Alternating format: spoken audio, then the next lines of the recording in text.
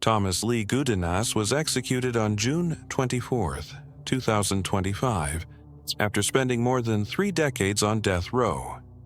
On May 21, 1994, Orlando, Florida became the scene of a crime that shocked the city and would seal the fate of Thomas Lee Gudinas, then 20 years old. That night, Michelle McGrath, a 22-year-old woman, was out enjoying herself at Barbarella's, a downtown nightclub.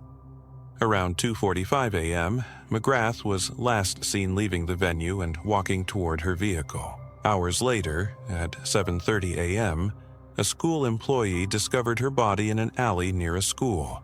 The scene was brutal. McGrath was found naked except for her bra, showing clear signs of sexual assault and extreme violence. The autopsy revealed she died from a brain hemorrhage caused by a severe blow to the head, likely a kick. Additionally, objects were found inserted into her vaginal and rectal cavities. The forensic evidence was damning.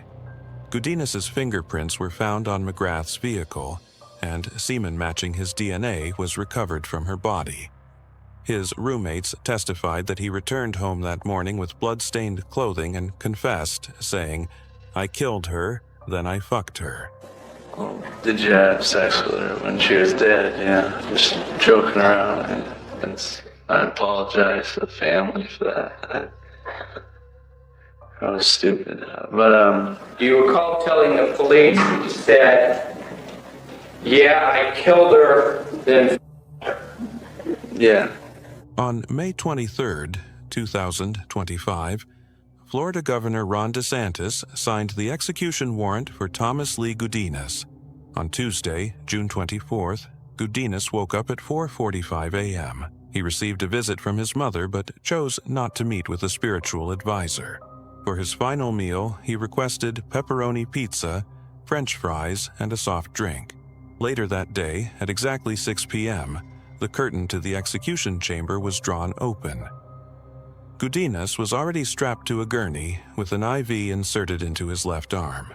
After completing a final call with the governor's office, the warden asked Gudinas if he had any last words. Though his response was inaudible to those in the witness room, prison officials stated that he expressed remorse and mentioned Jesus. Moments later, the lethal injection process began. His eyes rolled back, and his chest moved slightly as he experienced mild convulsions. Within minutes, his skin turned pale, and his body became completely still. At 6:23 p.m., the warden officially declared the execution complete.